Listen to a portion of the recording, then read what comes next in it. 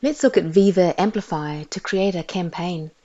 So I'm inside Viva Amplify. It's one of the Viva suite of tools here for creating campaigns. You need a license to use this. It's $2 per user per month, but you don't need a license to engage with the campaigns. Here I've got a sample campaign ready to go. Let's take a look. Here's our working page. So you start with an overview where you can plan your campaign strategy. You've got a brief and a membership. Under the brief, it just gives you a space to write down your key objectives, key messages to make sure everyone working on this campaign is on the same page.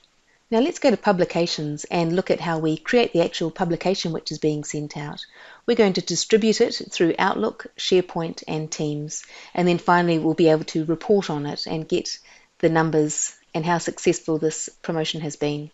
So back to publications, and let's go back into our draft that we've started.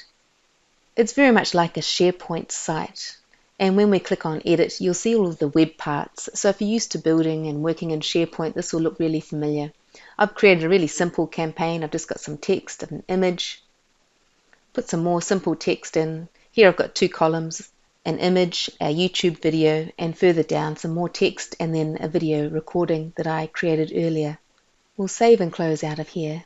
Now we'll click on next, and here we get a preview of how it will look in each channel. So we've got Outlook. How will it look when it's been sent as an email?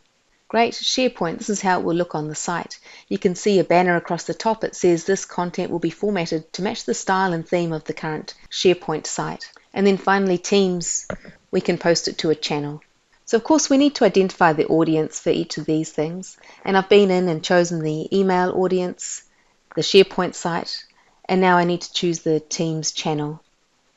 To do that, I'll go over to the right hand side. Here you can see I can edit how it looks for Teams, or I can go in here to choose the audience. So I can post as myself, or I can choose someone else, and I'm chosen the Project X channel and I'll post it here. And now I can click to publish. We can also schedule it or request approval from someone else. So I'm just sending it to myself. I'm posting it on our communication site, and here it's also showing the Teams channel I selected, and I'm ready to go. So this one campaign has been successfully distributed across these different channels. Here in my Project X, I can see how it looks as it's come in as a post. People can interact with it, can engage, can reply, can respond with emojis. In fact, let's do that now. In email, we can see it's come in, people can forward it.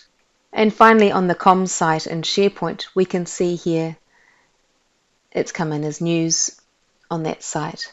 So back in the campaign itself, I can now click on the reporting tab and see how many unique views we've got. We can drill down and we can see what the engagement was across the different channels. We've had one positive reaction. It's a success.